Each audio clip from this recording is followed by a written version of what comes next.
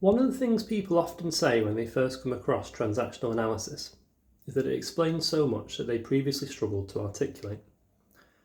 And I think that's because TA isn't just about ideas, it's really a way of noticing patterns in real life.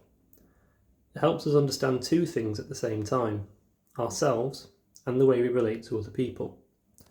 For example, you might start to notice that in certain situations you respond quite automatically, almost as if a part of you takes over.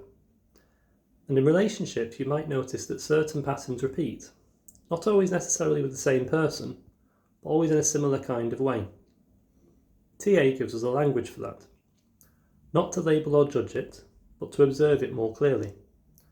So instead of thinking, this is just how I am, or I've always been like this and I always will be, we can start to get a bit more curious.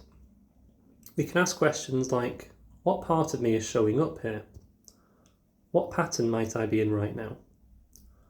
What am I actually responding to in this situation? And that shift from harsh judgment or a kind of resigned acceptance, instead shifting to curiosity, that's often where change begins. Because once we can see a pattern clearly, we don't have to be completely inside it.